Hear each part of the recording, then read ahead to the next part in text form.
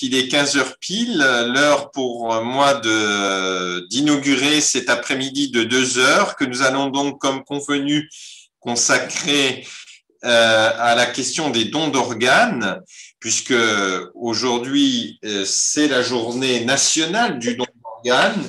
Et pour cette occasion, nous avons le plaisir et l'honneur d'accueillir Maëlys de Kerangal, qui est une écrivaine connue, qui a publié une dizaine d'ouvrages et dont nombreux ont été honorés et accrédités de prix littéraires, couronnés de prix littéraires.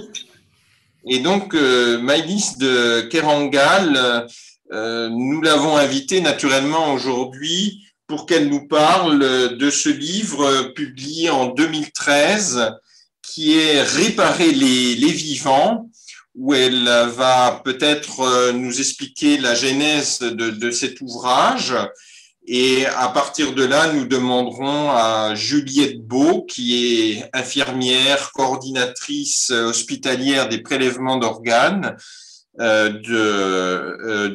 d'interagir avec elle, de lui poser quelques questions. Et moi-même, professeur de philosophie à la faculté de médecine de Marseille, membre de l'espace éthique méditerranéen, l'espace éthique PACA Corse, eh bien, je tâcherai aussi de soulever les questions que le don d'organes suscite, en particulier en matière de consentement du don, puisque c'est surtout sur ce versant-là que Maëlys de Kerangal a travaillé pour composer son roman Réparer les vivants.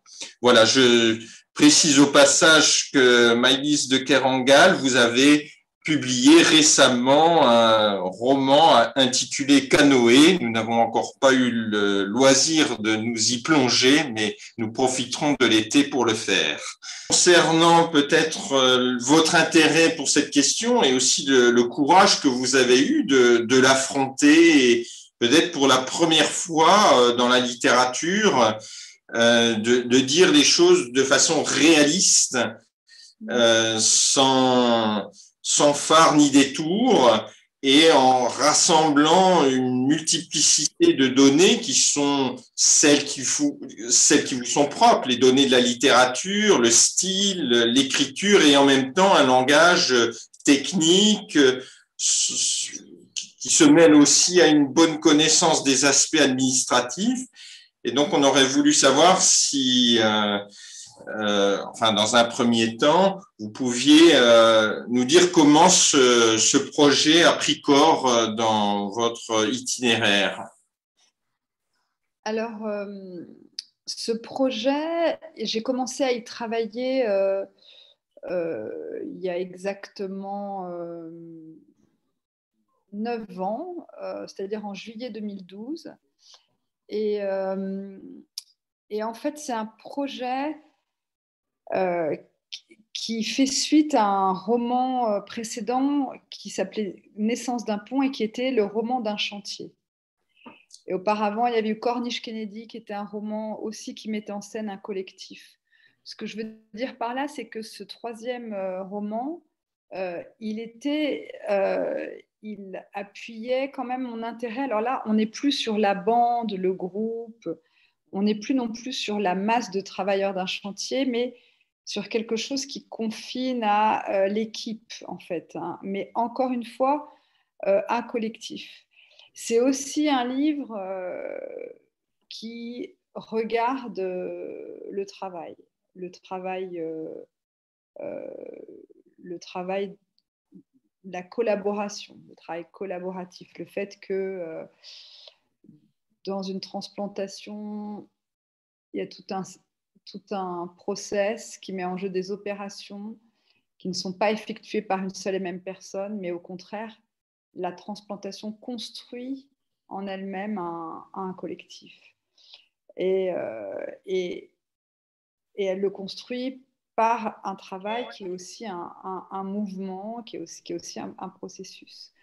Alors ça m'intéressait énormément. Mais évidemment, ça aurait pu être tout à fait autre chose peut-être qu'une transplantation. Et vous m'entendez bien? Ouais. Oui, parfait. Oui, oui. Très bien, oui. Oui, oui.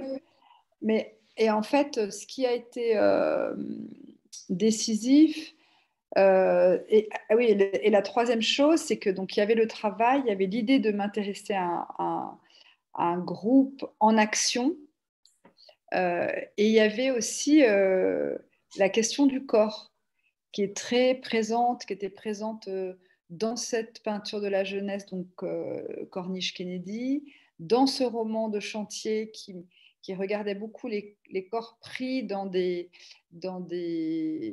voilà, là pour un travail plus technique, un travail de chantier.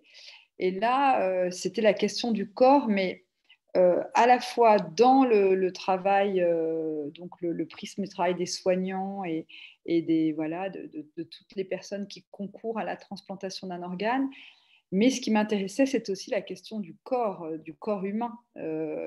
Au-delà de ça, c'est-à-dire que je regardais pour la première fois comme une entité, euh, j'allais dire, absolue, quoi. Qu'est-ce qu'un corps? Que peut un corps, hein? C'est un peu la question du livre.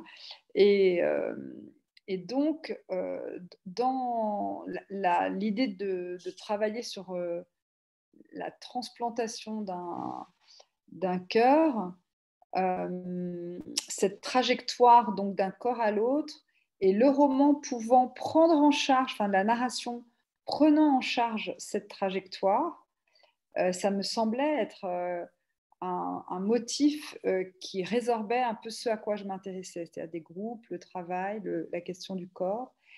Et j'ajouterais une problématique littéraire importante qui était le fait que j'aime assez regarder vers des formes littéraires qui ont existé, et j'essaie de voir comment dans l'écriture je peux les réactiver. Et c'est vrai que pour le roman précédent, je pensais beaucoup à l'épopée, hein, l'épopée d'un chantier. Celui encore d'avant, c'était plutôt la chronique. Et là, j'étais très motivée, stimulée par l'idée de chanson de geste, hein, qui est donc le récit d'un haut fait. Et ce récit pouvant être aussi bien un chant, quelque chose de musical, quelque chose de dansé. La chanson de geste, elle a des tas d'expressions différentes. Alors, ce que j'ai pas vu du tout, en revanche, et c'est un peu la clé de tout, c'est que, et je l'ai compris finalement quand j'ai remis le livre exactement un an après, hein, au seuil de l'été 2013, non, ce que j'ai pas vu du tout, et ce qui m'est apparu comme étant un peu à la fois éclatant, un peu comme on dit le nez au milieu de la figure un an plus tard, c'est que moi-même j'étais dans une situation de deuil, dans le ressac encore de la mort de mon père, qui était donc mort d'un infarctus massif, et qui est donc un espèce de cœur qui lâche et qui s'effondre, mais dans un corps qui était en santé. Et c'est vrai que le roman, là, fait un chiasme, quoi. C'est le cœur qui continue de battre dans un corps qui s'éteint. Et voilà, donc ce que je veux dire par là, c'est que les raisons qui poussent à faire un livre, elles tiennent de motifs qui vous attirent, d'intérêt spécifique, de l'idée que ça regarde vers d'autres temps de la littérature, là en l'occurrence la chanson de geste, et peut-être aussi voilà, de motivation beaucoup plus personnelle. Alors, parce que dans cette histoire de cœur, c'est vraiment l'idée, je me souviens bien que c'est vraiment l'idée de comprendre le cœur à la fois dans sa double acceptation, dans sa double nature de, d'organes, c'est-à-dire de pompes, de muscles, et de symboles des affects, qui a rendu le livre possible. C'est-à-dire que ayant d'emblée saisi le cœur, voilà, dans ces deux voilà, dans ces deux existences, ça m'a donné la possibilité, je pense réellement, d'écrire ce livre, qui allait regarder vers l'amour, enfin regarder vers le lieu de l'amour dans le corps, donc le cœur comme symbole des affects, comme étant voilà, le centre de l'amour, et puis en même temps le cœur comme étant cette pompe de la vie, quoi, ce muscle, cet organe, ce qui me faisait regarder immédiatement vers la médecine, l'organisme, la matérialité du corps, etc. Donc, je tenais un peu le cœur par les deux, voilà, par ces deux pôles. Et c'est ça aussi qui a beaucoup compté dans l'enclenchement du livre. Est-ce qu'on pourrait dire aussi que, au fond, dans votre livre, il y a à la fois ce qui pourrait nous faire horreur dans la vie, c'est-à-dire être confronté à un cauchemar, puisque vous dépeignez la détresse des parents qui ont le malheur de perdre un enfant. Et donc, à quoi bon la vie si c'est pour tant souffrir? Et puis, dans le même temps, on a ce don jusqu'où la bonté humaine peut aller, jusqu'à quel degré elle peut s'élever, puisqu'on va jusqu'à faire don des organes d'un corps dont on aurait voulu qu'il puisse, comme l'âme, reposer en paix.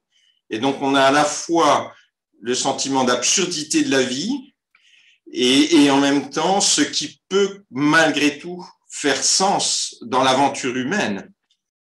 Oui, alors la chose est que moi je me suis avancée dans ce livre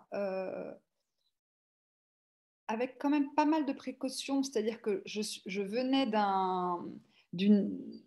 J'étais totalement étrangère quand je suis commencée, mais ça c'est un peu ma façon de travailler, c'est-à-dire de m'avancer vers des sujets dont je sais à peu près rien, vers lesquels je me dirige euh, par des intérêts un peu par couche, et que je connais pas non plus de manière très transparente. Et là, si vous voulez, moi j'avais une expérience de l'hôpital très lambda. J'ai jamais été confrontée à une transplantation, ni à un don, ni le fait de donner, ni le fait de recevoir dans mon entourage. Et si vous voulez, ce qui m'a intéressée, je suis rentrée dans ce livre vraiment par l'idée de bâtir une trajectoire.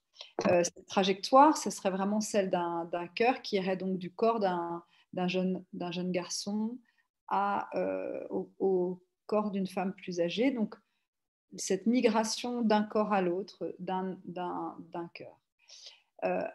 Ce que je veux dire quand je réponds ça, c'est que je n'ai pas été tout de suite lever ce que vous venez de dire, c'est-à-dire ces gros sujets qui étaient le don, le gros sujet du don et du consentement. Il m'est apparu complètement central à partir du moment où j'ai pu me représenter et finalement pouvoir décrire les étapes, le process médico-légal, technique de la transplantation.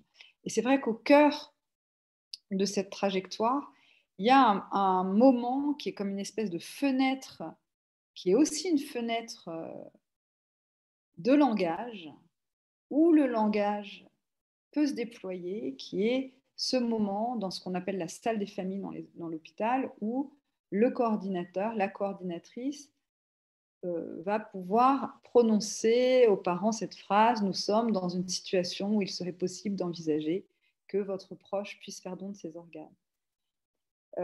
À partir de ce moment-là, vous voyez, c'est-à-dire que le livre, je le découvre à mesure que je l'écris. C'est-à-dire, il n'y a pas... voilà, je sais comment... je sais qu'il y a cette trajectoire. Et après, il s'agit pour moi de creuser, de déplier, de sonder l'un après l'autre, l'une après l'autre, les motifs, les étapes, mais aussi les pensées, les analogies, etc., qui me viennent au moment où je découvre tout ça. Donc déjà, si vous voulez, même avant de penser au don, moi j'ai quand même découvert Et ça nous intéresse pas mal aujourd'hui, je pense.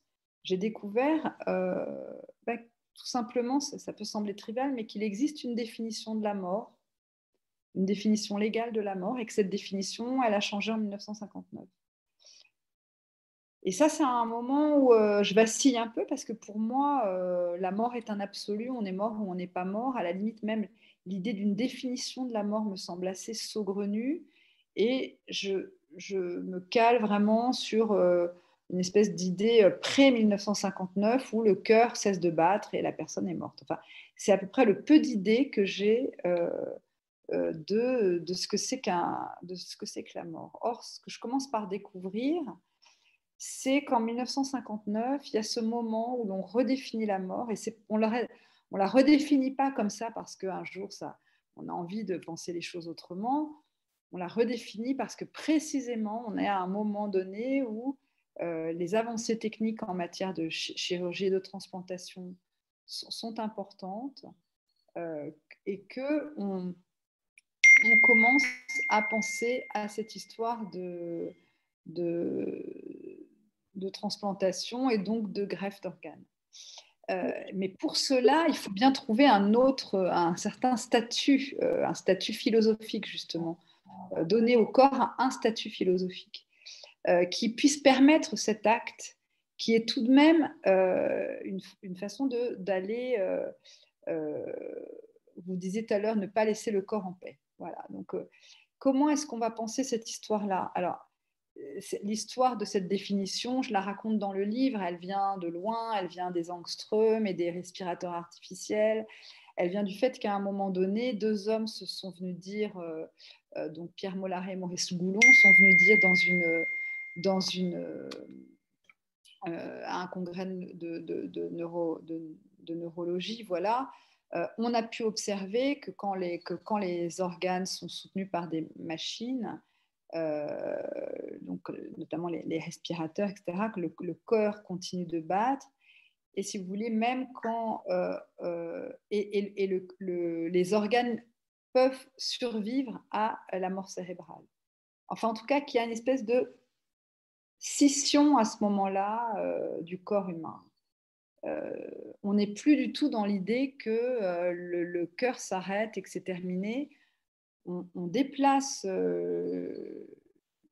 l'idée de la mort, enfin le statut mort ou vivant du corps humain, on le déplace, on le remonte dans le cerveau, et désormais c'est l'abolition des fonctions cérébrales qui va déterminer si un être est mort ou vivant. Et s'il est mort, à ce moment-là, la greffe est possible.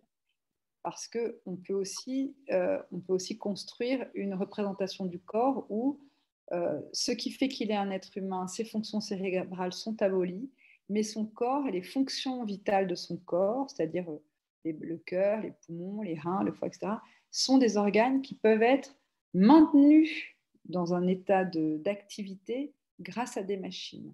Donc cette espèce de dissociation du corps qui s'accompagne d'une espèce de révolution épistémologique, parce que c'est plus le cœur qui désigne la vie ou la mort d'un être, mais ses fonctions cérébrales, c'est un énorme truc pour moi. Ça, je n'avais pas du tout pensé.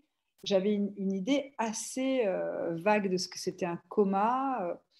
Je me disais quand même qu'il y avait des gens qui sortaient du coma, qu'est-ce que c'était qu'un coma, etc.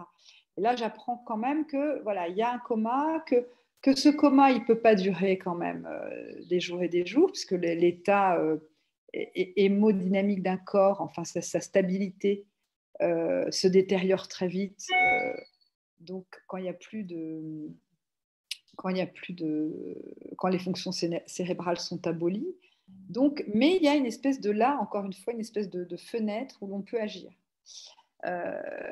Et alors là, à partir de là, si vous voulez, cette définition de la mort, je comprends aussi qu'elle est, il y a une reformulation de ce que c'est qu'être mort qui coïncide avec la possibilité accrue de la greffe et des transplantations.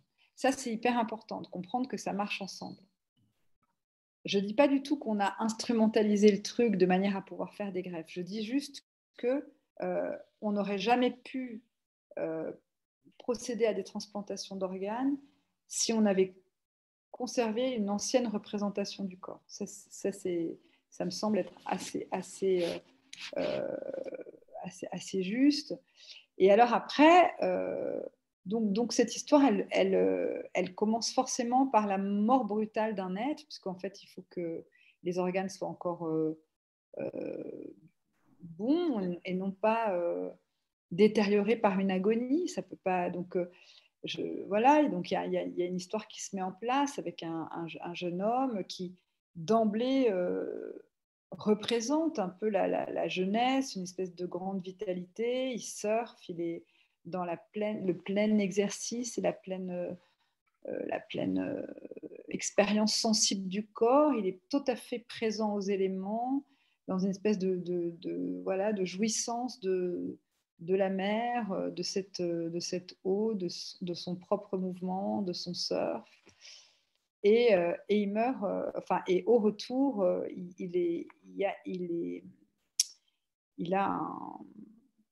tombe en coma cérébral à la suite il a un traumatisme crânien et il fait un coma cérébral à la suite d'un accident, de l'accident du van qui le ramène avec ses amis vers chez lui, la session de surf étant finie.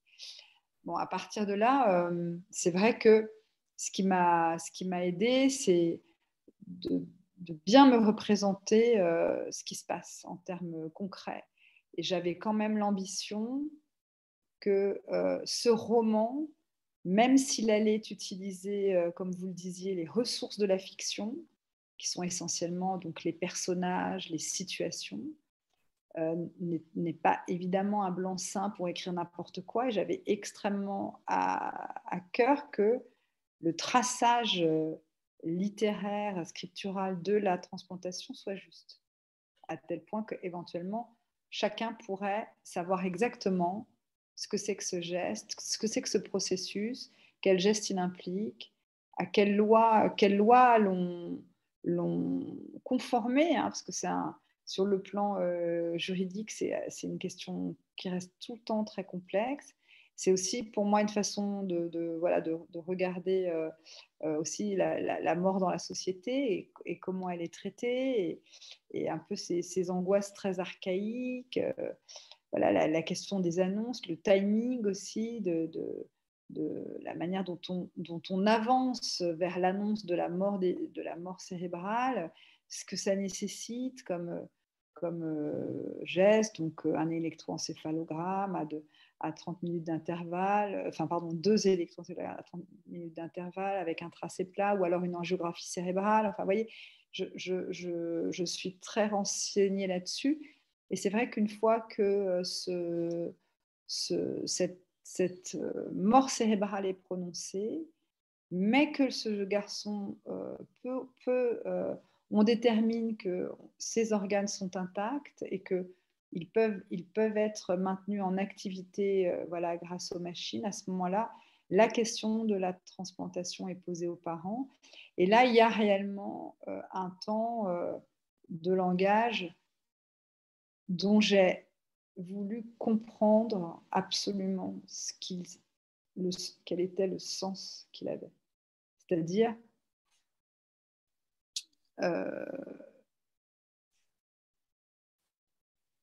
j'étais d'emblée face à une contradiction très dure qui était que en France, je le savais, hein, on le sait tout de suite, on le sait, quand on ne s'inscrit pas au fichier national des refus, on est considéré, c'est-à-dire quand on n'a pas dit non, on est considéré comme un donneur potentiel.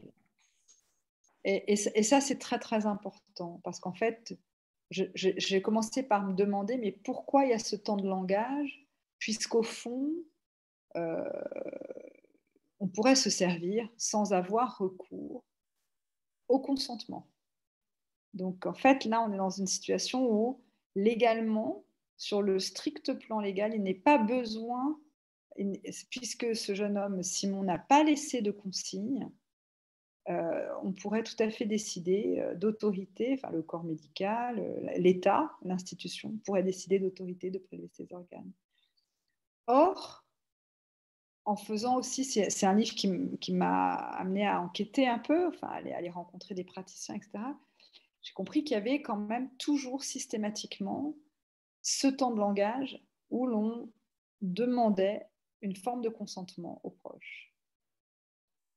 Et non pas en leur nom à eux. C'est une opération qui est quand même extrêmement complexe, parce qu'en fait, comme vous l'avez dit, c'est des gens qui sont fracassés par un deuil brutal et pris dans sa soudaineté. En fait, c'est en rapport de temps, c'est tout de suite après,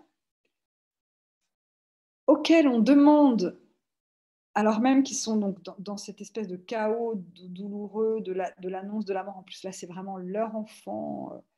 On leur demande s'ils pourraient consentir au don des organes de leur enfant, mais en son nom à lui. C'est-à-dire qu'il ne s'agit pas que les parents, en plus, puissent dire « moi, je veux bien, moi, je ne veux pas », etc. Il s'agit, ce qu'on leur demande, c'est qu'est-ce que cette personne, qu'est-ce que votre proche, là, qui vient de mourir, aurait fait pour lui-même.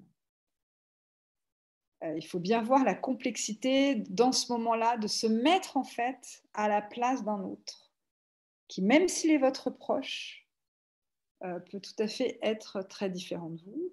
D'ailleurs, cette question des proches, elle est abyssale, parce que c'est qui les proches? Est-ce que c'est la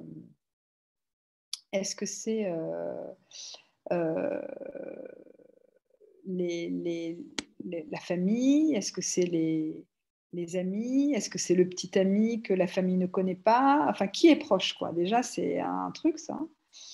Et bon, dans mon cas, Simon, il a 19 ans, il n'est pas mineur, et ça se règle avec ses parents. Vous voyez, c'est une configuration très simple. Évidemment qu'il y a des configurations où ça arrive à une personne, je ne sais pas, qui a 30 ans, qui n'a pas vu ses parents depuis 10 ans, qui vit avec une personne, je ne sais pas, et c'est ses amis qui sont autour de lui. Vous voyez, c'est des choses, quand même, des réalités familiales extrêmement complexes et parfois très... Dans mon livre, c'est très simple. C'est un garçon de 19 ans qui est regardé par ses parents. Et en fait, ses parents doivent se dire, bon, qu'est-ce qu'il aurait voulu? Qu'est-ce qu'il aurait voulu faire? Et donc, dans mon esprit, c'est un premier temps de commémoration, un premier temps de mémoire, en fait. On va parler de lui, on va se demander qu'est-ce qu'il aurait, voilà, comment il était.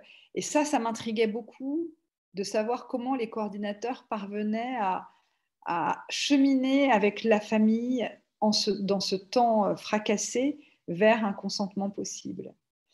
Et vous l'avez dit en introduction, vous avez parlé de la bonté humaine. Voilà que... Alors, c'est vrai que c'est une situation de paroxysme. Et c'est un acte, je pense, pour moi, j'ai donné énormément de place dans mon livre à ce moment de langage. Parce que ce moment de parole, pour moi, il est le sens même de la... c'est comme s'il existait pour que quelque chose soit dit qui ait un sens et qu'on ne soit pas justement dans des visions purement... vous voyez, où le corps est un matériel et où on remplace, voilà, on remplace une pièce défectueuse. Vous voyez, ce qui m'a semblé très très fort sur le plan éthique et politique, c'est que ce don, dont il faut bien se dire qu'il ne correspond pas du tout au don tel qu'il a été modélisé par Marcel Mauss en anthropologie, c'est-à-dire un contre-don, etc. Là, il n'y a pas de contre-don possible. C'est un don qui est anonyme, qui est gratuit. C'est-à-dire c'est un fait social qui contredit totalement les transferts de donateurs, donataires, etc., qui existent dans la société. Et surtout, pour moi, c'est un lieu de paroxysme parce que c'est le moment où l'on déprivatise si l'on consent, où l'on va déprivatiser ce que l'on a de plus privé, alors que si vous voulez, on est dans un monde où tout concourt à la privatisation. Et sur le plan politique, j'ai trouvé ça fascinant et troublant et bouleversant que des gens parviennent à finalement remettre à la communauté ce qui leur était le plus précieux, le plus cher. Et en fait, moi, je voulais parler de ça. C'est pour ça que j'ai donné une place à ce temps de parole. Et ensuite, évidemment, la transplantation, elle a un cours fascinant à chacune de ces étapes. On va pouvoir en parler. Mais vous avez parlé tout de suite du consentement. Le consentement, c'est vraiment un temps. Dans mon livre, par exemple, la mère progresse plus vite que le père, qui lui est beaucoup plus réticent, parce que la colère le submerge. Et les parents ont besoin d'un temps seul pour réfléchir. Et quand ils reviennent à l'hôpital, ils disent « il est donneur ».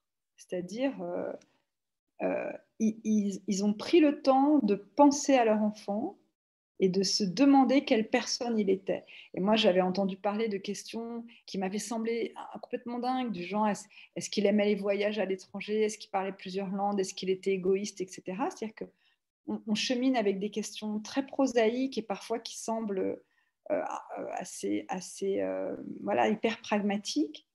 Et en fait, les parents, ils partent avec ces questions-là et ils vont parler de lui. Ils vont parler de lui. C'est-à-dire que c'est un temps où la mémoire de ce garçon, elle commence à infuser dans l'habitacle de la voiture, entre les parents qui par ailleurs sont séparés, mais se retrouvent devant leur fils, enfin devant cette question. Et ça, j'ai trouvé ça très, très fort. Pour moi, c'est c'est-à-dire que d'emblée, vous avez placé cette discussion sous l'égide de ce qui, moi, me semblait le plus fort dans cette histoire-là. C'est qu'à un moment donné, un groupe s'interroge pour se demander si l'un des leurs qui est mort, qui il était, et pour poser une solution, enfin une réponse possible à la question de son consentement. C'est une opération humaine, collective, une opération de langage absolument fascinante, que des gens puissent avoir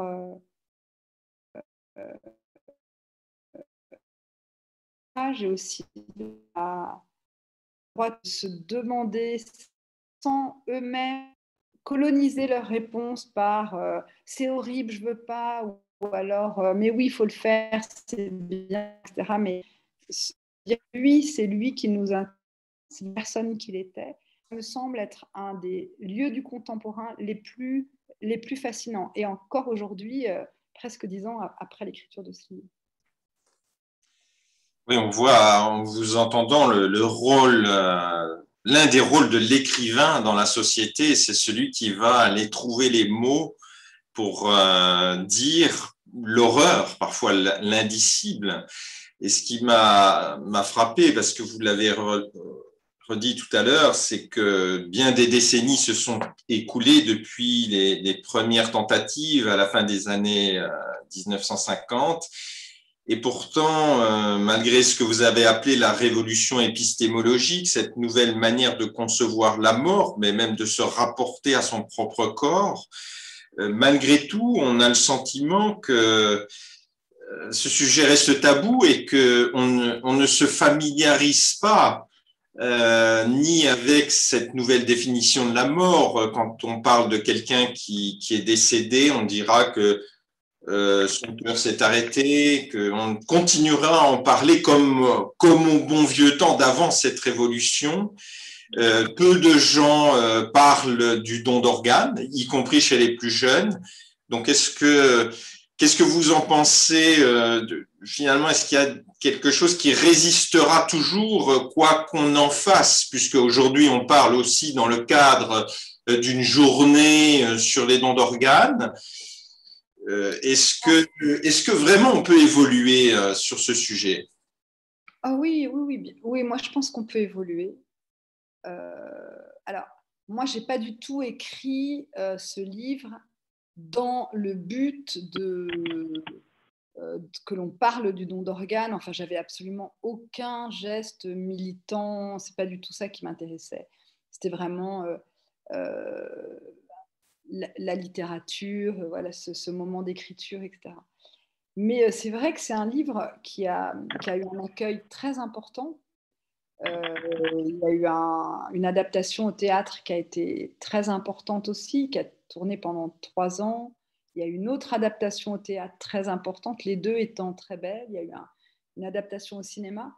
Et en fait, ce que ça a provoqué, c'est tout de même que la question soit formulée. Et moi, je crois que peut-être que le travail des écrivains, alors je pense aussi des intellectuels, etc., n'est pas forcément de fournir des réponses, mais le travail de formulation de la question, c'est le travail de la littérature aussi, c'est celui de la philosophie, mais c'est celui de la littérature aussi. Il faut que je laisse j'ai décidé de dire que je voulais, et que ce soit oui ou non d'ailleurs. Après, ce qui m'a beaucoup alors,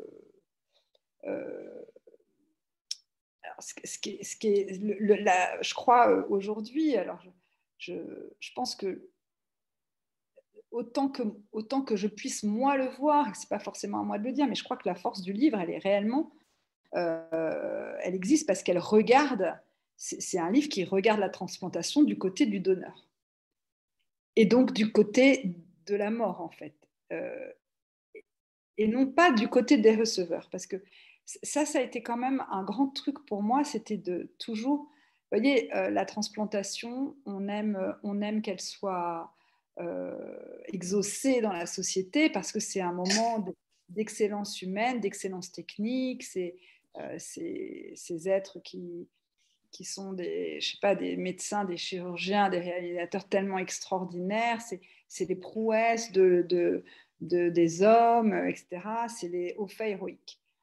Ça m'intéresse. Et après, c'est comment je vis avec en moi l'organe d'un autre. Et c'est vrai que moi, ça m'intéressait moins. Alors, je ne dis pas que ce n'est pas du tout intéressant, comment je vis avec l'organe d'un autre. En fait, moi, j'ai rencontré beaucoup de gens après la publication du livre, surtout, des associations, etc. Et évidemment qu'il y a des tas de choses, il se passe, c'est quelque chose de très significatif dans la vie d'un être, de porter en lui l'organe d'un autre, bien entendu. Il y a un livre de Jean-Luc Nancy qui est magnifique là-dessus, qui s'appelle L'intrus, et qui, moi, m'avait beaucoup aidé. Mais ce qui m'intéressait, ce n'était pas le consensus social autour d'un haut fait technico-héroïque. Ce qui m'intéressait, c'était regarder dans l'angle mort de la greffe, en tout cas dans son revers, dans son verso un peu sombre, qui était que partout où quelqu'un est greffé, a priori, alors pas forcément pour le rein, etc., mais en tout cas pour les greffes de cœur, eh bien, quelqu'un est mort. Et il y a eu un consentement au don possible. En tout cas, il y a eu un don possible. Et c'est quoi cette histoire de donner, etc. Et ça, j'ai trouvé que, si vous voulez, j'ai eu le sentiment de rentrer dans une question qui était comme ce que les sociologues appellent un fait social total. Il y a quelque chose qui inclut des sentiments, des espaces, des relations, de la technique, du langage, des gestes, et aussi un motif, une question très très intense. Ce qui m'a enfin énormément perturbée, c'est de me rendre compte que ce moment de langage dont je vous parle, il n'est en fait que lié à l'éthique des soignants. Parce qu'en fait, légalement, il n'est pas, encore une fois, en tout cas au moment où j'écrivais le livre, il n'est pas requis dans le processus. Pour quelqu'un qui n'a pas laissé de consigne, il n'est pas requis. Et donc, il y a cette tension sur les organes qui manquent, et des gens qui sont en attente d'organes et qui, eux, sont en danger. Et d'un autre côté, voilà, il y a cette idée que une telle conversation pourrait aussi aboutir à un non-consentement, alors qu'on pourrait aussi, on pourrait s'en passer, etc. Donc là, il y a quand même un dilemme qui est important. Et enfin, ce qui est très, je trouve, préoccupant et qui doit concerner les centres d'éthique, c'est quand même que ce moment de langage, il a tendance à être escamoté. C'est-à-dire qu'aujourd'hui, avec les protocoles de Maastricht, CAT, etc., on a plutôt tendance à, vous voyez, on passe ce moment où on fait une pause, on se dit, bon là, qu'est-ce qui se passe? Bon, ça retarde. Enfin, vous voyez, il y a des... C'est un moment dont on est... Voilà, qui est un peu menacé par l'accélération de tout, la haute technicité de tout. Et je pense qu'il faut faire attention. C'est pas n'importe quoi, quand même, de prendre un organe et de le mettre dans un autre corps. Oui, ça ne peut se faire que dans un récit, un langage, une appropriation par les mots. Je me tourne vers Juliette Beau, qui, avec sa collègue, sont donc dans une équipe de coordination pour leur demander s'ils ont des échos, des remarques, des observations, des questions. Moi, j'ai une remarque. J'aime beaucoup la remarque de Maëlys de Carangal sur le fait que les équipes de coordination ont une éthique lors de l'entretien. C'est vrai qu'on pourrait ne pas prendre en compte la famille et aller au don d'organes sans la rencontrer au préalable. Mais pour nous, les coordinateurs, c'est une étape dont on ne peut pas se passer. Moi-même, personnellement, si je ne pouvais pas faire d'entretien, le métier ne m'intéresserait même pas.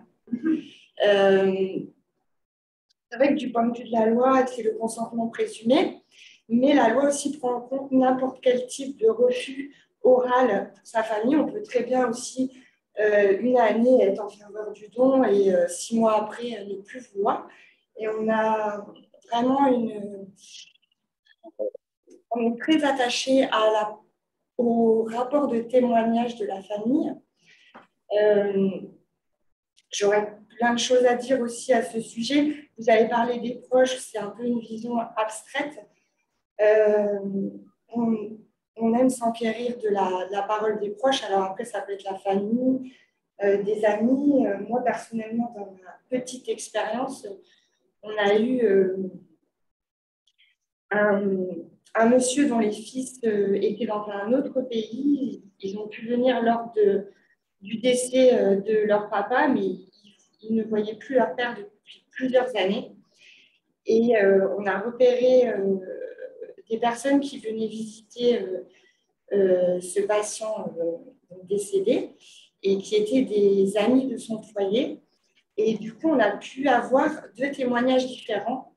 Donc, les enfants qui ne voyaient plus leur père et qui avaient très peu de contact avec lui ne nous ont pas rapporté d'opposition de leur papa, mais son entourage proche de la vie de tous les jours nous a apporté une opposition. Et ben, on a écouté les personnes les plus proches de ce monsieur.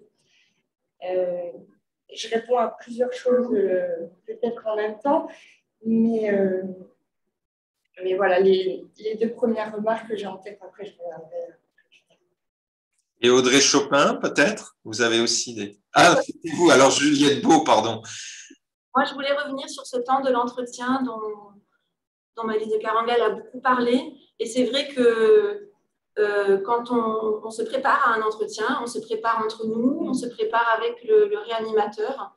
C'est quelque chose qui s'anime à deux, qui s'anticipe. Le moment où on se passe la parole, c'est quelque chose qui est préparé et qui est une étape très importante dans notre métier et qui est d'ailleurs quelque chose qui génère du stress au début, mais qui... je te rejoins, s'il n'y avait pas ces entretiens-là, c'est une partie très, très belle de notre métier. Je trouve que vous en parlez très, très bien. Dans le livre, on entend les réflexions du coordinateur qui dit là, les parents parlent de leur enfant au présent, donc c'est moins favorable pour un projet de don parce qu'ils n'ont pas encore intellectualisé la mort. Et puis là, à un moment, ils en parlent au passé, donc il y a l'amorce d'un travail vers le fait qu'ils réalisent que l'enfant est mort, donc ils vont pouvoir peut-être accéder à cette autre étape qui est l'abord du don d'organes, en fait. Je trouve que ça, dans le livre, ce récit-là, il est vraiment bien mené parce qu'on a vraiment toutes les étapes dans la tête aussi un petit peu des parents, mais de la part du côté soignant, qui est et dans l'analyse aussi qui est faite des signes de langage non verbal, justement. Souvent, quand on fait des entretiens et qu'on voit les proches en plusieurs étapes, quand on revient et qu'on discute entre nous, on dit « j'ai senti ça, j'ai senti… » Enfin, parfois, on se trompe, hein, mais et c'est vrai que des fois, on s'appuie là-dessus, sur ce qu'on a ressenti pour aller plus dans une direction. Mais en tout cas, on est toujours très à l'écoute. Et il ne s'agit pas d'ajouter de la violence à la violence et de les brusquer, de les pousser dans des retranchements. Si on sent des gens hésitants, on insiste beaucoup sur… on essaie de les recentrer sur réellement, que pensez-vous de ce qu'il aurait choisi lui. Donc, c'est important pour nous d'être vraiment dans le respect des volontés et de ne pas ajouter une violence dans ce moment-là, en fait. Et c'est vrai que l'un des messages le plus important, je pense, au sujet du don d'organes, et je pense qu'il est le plus difficile pour chaque individu, c'est d'essayer de réfléchir à sa propre mort et de pouvoir y réfléchir tellement, de se positionner sur le don d'organes et de pouvoir en parler à ses proches. Si tout le monde pouvait dire son positionnement sur le don d'organes, les familles des patients seraient extrêmement soulagées parce que et puis c'est ce que j'ai aimé aussi dans le sujet de votre livre, la manière dont vous l'avez traduit, c'est que autant le médecin, le jeune et tout le monde vit sa vie le matin, tout le monde se lève, se brosse les dents, dit au revoir à ses proches, écoute de la musique dans la voiture. On ne s'imagine pas qu'il peut se passer l'impossible ensuite. Donc, il faut vraiment prendre le courage de se positionner vis-à-vis de ça pour soulager les familles qui ont déjà, c'est une peine horrible, chaque mort est difficile à vivre, mais là, la mort cérébrale, ça représente moins d'1% des décès. C'est une mort très, très brutale en quelques heures. Donc, c'est vraiment… ce sujet de don arrive dans cette brutalité-là. Et c'est vraiment un moment extrêmement charnière. Et ce que vous avez dit aussi, Pierre Lecaux, c'est vraiment… moi, je m'estime très chanceuse de pouvoir autant visualiser la bonté des gens qui arrivent à réfléchir sur leurs proches et à s'imaginer qu'ils n'auraient pas été opposés vis-à-vis d'un don. Je me sens vraiment très chanceuse de voir ces gens qui sont dans vraiment une réelle bonté humaine et en même temps très à ma place dans l'accompagnement des familles pour qui le don d'organes ne posait aucun problème d'un point de vue éthique pour eux, donc ils pouvaient être donneurs, mais lorsque ça leur arrive, surtout quand c'est des enfants, la situation change. Et j'ai une maman il y a très peu de temps qui m'a dit « mais j'ai jamais compris les parents qui refusent, mais là maintenant que je suis dans cette situation, c'est impensable pour moi ». Et vraiment l'accompagnement de ces personnes aussi pour qui ce n'est pas possible, parce que vous en avez parlé aussi tout à l'heure, c'est la sphère du privé intime, les organes qu'on doit partager, et ben, il se peut que c'est une étape qui est impossible sur le moment. Et on est là aussi pour les accompagner et pour essayer de prévenir, je parle en mon nom, mais j'essaie de prévenir l'avenir pour pas qu'ils regrettent a posteriori. Et je leur dis bien qu'à ce moment même, à ce moment précis, ils n'étaient pas capables je n'attends pas une autorisation, mais la loi dans le refus prévoit le contexte. Et dans ce cas-là, le contexte n'a pas permis d'aboutir. Et il faut l'accepter aussi, même s'il y a des besoins énormes de greffons. Je pense que c'est vraiment là pour les deux versants. Oui, mais enfin moi, d'un point de vue totalement extérieur, ce qui m'avait fasciné, c'est que cette conversation, elle a lieu quand même dans un moment d'urgence. On n'a pas tout son temps. On ne peut pas se dire, bon, bah, réfléchissez, on se revoit dans 3 jours, etc. Même si parfois on voit plusieurs fois les familles, ça reste d'après ce que moi j'avais appris et compris aussi. Donc il y a l'idée du moment d'urgence il faut aller vite. Et aussi, je trouvais que la question la question du refus, elle est toujours accueillie, bien sûr, hein, mais le coordinateur ou les coordinateurs, enfin les coordinatrices, enfin la personne qui anime cette discussion et qui en fait voilà, coordonne toute cette opération si complexe et tout ça, c'est aussi quelqu'un qui rentre quand même dans cette conversation dans le but d'obtenir un consentement d'une certaine manière. Parce qu'on sait aussi qu'à l'autre bout de la chaîne, des gens voilà, sont en super urgence. Vous voyez, on n'est pas non plus dans une discussion philosophique, en fait. On est dans une discussion qui interroge immédiatement les pratiques, les sentiments. Vous parlez de témoignages, voilà, des témoignages. Et ça, c'est très, très impressionnant. C'est pour ça que moi, je trouvais que c'était, en fait, c'est là l'héroïsme, en fait, de cette histoire. Pour moi, il se loge dans ce moment-là. Parce qu'en fait, il faut aussi savoir résister à cette tension qu'il peut y avoir sur le besoin d'organes.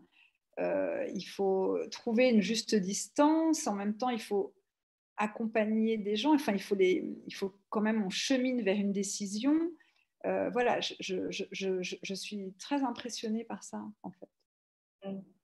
Et on se rend compte aussi que les familles qui ont, bon, d'une part, les familles qui ont déjà discuté entre elles de la question du don, dans un sens ou dans un autre, hein, pour un refus, pour une volonté de donner, les entretiens sont 1000 fois plus simples. Hein, la question, elle a été évoquée. Donc, il y a une charge émotionnelle qui est moindre lorsque ces familles ont évoqué le sujet entre elles.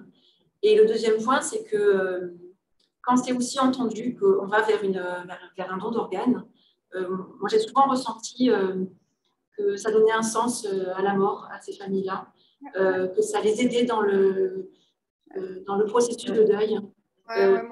D'ailleurs, parfois je leur précise que malgré le fait qu'ils ont, à ce moment-là, qu'ils nous ont témoigné d'une non-opposition, il se peut qu'au décours de la démarche, on rencontre un obstacle qui ne nous permet pas d'aller jusqu'au bout. Et je leur précise, parce que des fois, il y a une forte déception, ils investissent énormément le don, presque même parfois de mettre de côté le deuil en lui-même. Et c'est vraiment, ils nous accompagnent dans ce don de façon très, très urgente, un petit peu. Et donc voilà, il y a un vrai sens, il y a un vrai sens dans le processus de deuil qu'ils sont en train d'entamer. Et en tout cas, j'ai très souvent ressenti que ça pouvait être très aidant pour les familles, qu'il y ait ce projet qui arrive. Vous évoquiez... Après moi, dans le livre, c'est vrai qu'à un moment donné, quand il rentre, la mère dit qu'est-ce qu'on va lui faire. Bon. là, on rentre dans un autre temps de discussion. Hein, il est d'honneur. Comment ça se passe? Et là, je pense qu'on touche des zones en fait, qui sont beaucoup plus anthropologiques, en fait, beaucoup plus sociologiques, parce qu'en fait, c'est le lien, c'est les représentations du corps, c'est le lien à l'intégrité du corps, ça regarde aussi vers des questions extrêmement archaïques et aussi la manière dont, voilà, euh, voilà, c'est l'homme devant la mort, comme, voilà, comme disait l'historien Philippe Ariès. Comment ça se passe quand on est devant la mort? Ça engage des questions qui sont voilà, très, très vastes et il y a un peu de l'intangible en fait. Hein. On est quand même très impressionné par ce qu'est la dispersion, par exemple, l'incision, la dispersion et aussi l'altération du corps. Alors, là-dessus, là où vous avez, enfin, je ne vais pas dire que vous avez raison, mais je peux corroborer par l'expérience des échanges que moi j'ai pu avoir, hein, qui sont le fait que, en ce qui concerne le processus de deuil, parfois le don d'organes a été quelque chose qui a pu donner du sens, en fait. Vous voyez, parce qu'en fait, c'est aussi l'histoire d'un sauvetage, un don d'organes, en fait. On pourrait aussi l'envisager comme ça, c'est-à-dire que de la mort d'un être, on sauve quelque chose. Hein, c'est-à-dire qu'on sauve... Excusez-moi du coup, mais le donneur prend le statut un peu de héroïque aussi. Ouais. Ouais. Et ça compte, ça compte beaucoup. Mais c'est vrai que je pense que quand la mère, elle dit qu'est-ce qu'on fait, pour moi, là, ça engage, c'est un moment où les représentations, en tout cas, sont très violentes, très fortes. Euh, et là, en plus, tout dépend aussi je ne sais pas moi, des représentations que la société, en fait, a construit, parce que ça, c'est assez socialement construit, le rapport à la mort et tout ça. Et je pense qu'à ce moment-là, ça engage quand même des représentations comme ça, parce que des images de transplantation de dons, elles existent depuis toujours. Simplement, on arrive à ce moment-là sur des représentations. C'est vraiment une histoire de représentation socialement, historiquement, très construite et qui touche quand même à voilà, c'est le corps humain, sa matérialité et en même temps justement son humanité, ce qui fait que c'est justement pas que du matériel. Enfin, vous voyez, ça c'est quand même des questions éthiques qui sont, à mon avis, importantes et que j'imagine dont vous parlez. Mais ça, pour moi, c'était assez fort. À un moment donné, j'avais rencontré quelqu'un qui m'avait dit justement l'inverse, qui m'avait dit quand on a l'idée que voilà, les organes sont dispersés dans plusieurs corps, il y a une espèce de dissolution de la personne défunte et le deuil est impossible. Mais c'était la seule personne qui m'ait dit ça dans des témoignages très nombreux sur des gens qui m'ont dit l'inverse, en fait, au contraire. Donc, ça dépend voilà, ça dépend de chacun. Mais ce qu'on remarque aussi, c'est dans la manière dont le processus légal se met en place au cours de la transplantation. C'est aussi que moi, j'avais été assez attentive à la question du droit, en fait. Comment c'était envisagé du point de vue du droit.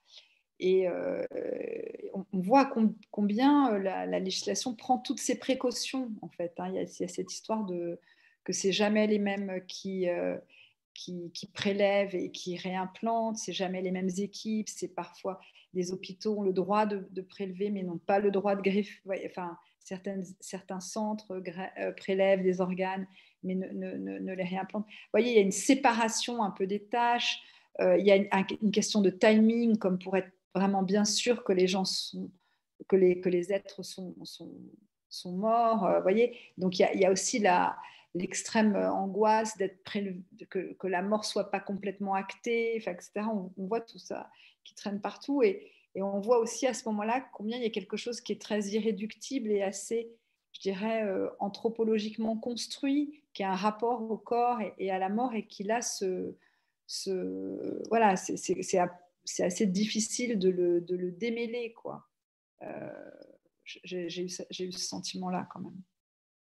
Alors, dans votre livre, on connaît la personne qui reçoit le cœur. Et quelque part, on peut se sentir apaisé de voir qu'il y a un retour sur investissement, je mets des guillemets à cette expression malsonnante. Est-ce que cette personne dont on voit les contours, elle doit rester vraiment totalement dans l'ombre selon vous? Autrement dit, est-ce que le législateur français a raison de rendre totalement anonyme ou est-ce qu'on devrait aller vers quelques informations non identifiantes pour aider justement le cheminement de la famille qui a accepté de ne pas s'opposer au don? Mais il me semble qu'il y a quelques informations possibles, hein. Je crois qu'on donne volontiers comme information la provenance géographique de l'organe. Non, on ne le fait pas. Ah ouais, jamais? Alors, en tout cas, moi, un cœur qui vient de Normandie ou des choses comme ça, moi, enfin, je ne sais pas si Juliette me rejoindra, mais je trouverais ça très malsain de donner la moindre information. Alors, non, mais attendez, juste, je finis. Juste, je ne dis pas du tout que c'est sain ou malsain. Je dis qu'il y a quelques informations qui filtrent néanmoins, ça, pour le coup. Et souvent, c'est vraiment dans les cas ou dans les histoires ou avec les gens que j'ai entendus, il est question quand même parfois de savoir d'où ça vient géographiquement. Et puis, parfois, une tranche d'âge. C'est pour ça que dans le livre, je crois que, je ne me souviens plus, mais qu'à un moment donné, elle essaye de savoir. La receveuse, elle essaye de savoir, mais alors c'est qui, quel âge, garçon ou fille, etc. Et elle a une fin de non-recevoir, mais parfois il y a des petites informations qui filtrent. Évidemment que c'est totalement anonyme et tout, ça met quand même, il y a aussi des receveurs et des associations, et je vois même qu'à Saint-Louis, par exemple, à l'hôpital Saint-Louis, il y a eu justement au centre d'éthique, je ne sais pas si vous l'avez vu, ils ont érigé des espèces de lieux qui seraient comme des lieux de gratitude, vous voyez, pour qu'il y ait à un moment donné, il y ait un hommage, il y ait un remerciement, alors assez abstrait pour le coup, qui est fait. Je ne sais pas ce que vous pensez de ces pratiques, mais qui sont comme des espèces de stèles, en tout cas, moi j'avais vu ça. Et quand je demandais ce que c'était, on disait, mais ça c'est pour remercier les donneurs, vous voyez, parce que le problème du merci, il est compliqué de ne pas pouvoir, c'est pas tant pour savoir que pour pouvoir dire merci. Mais il y a des pays où ça n'est pas anonyme, mais ça vous le savez évidemment. Moi, je pense que c'est beaucoup mieux que ce soit anonyme, hein, par ailleurs, mais je n'ai pas d'avis à donner, enfin, au sens où je trouve que c'est très bien que ce soit anonyme. À notre niveau, on donne très peu d'infos et je trouve que la seule qu'on s'autorise, c'est lorsqu'il y a un donneur jeune et qu'on sait que les greffons vont à des enfants. Ça, c'est... j'ai pas tellement l'impression de transgresser quelque chose quand je confie ça à la famille du donneur.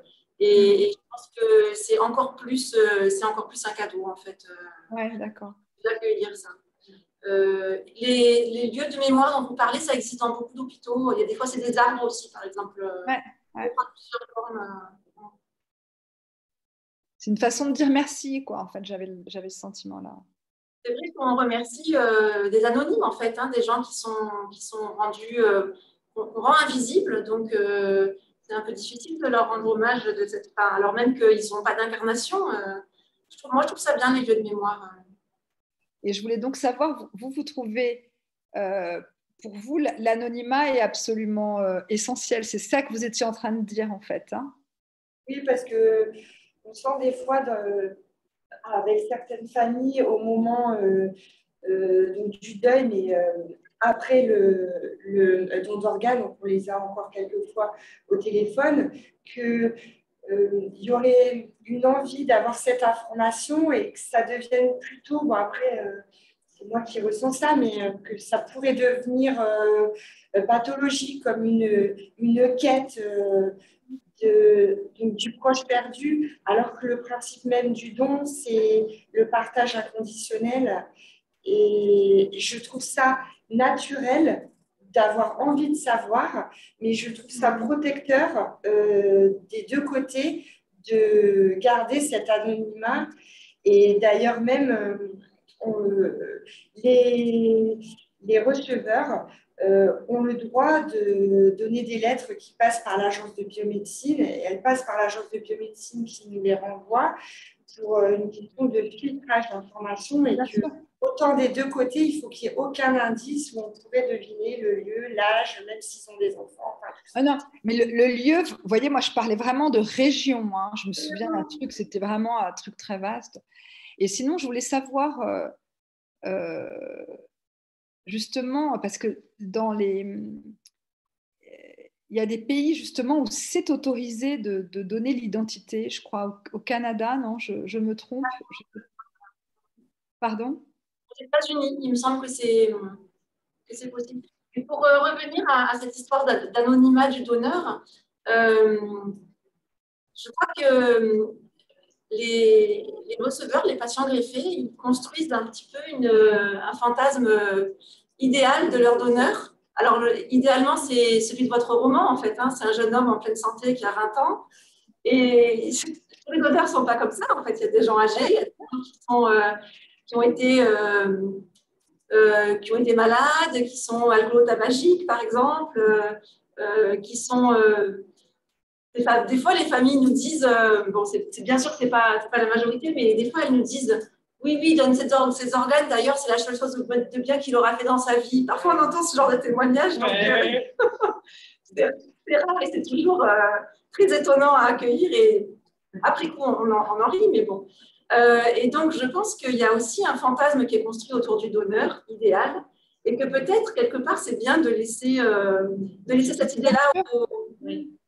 Je crois que Jean-Luc Nancy, quand il a écrit... pardon?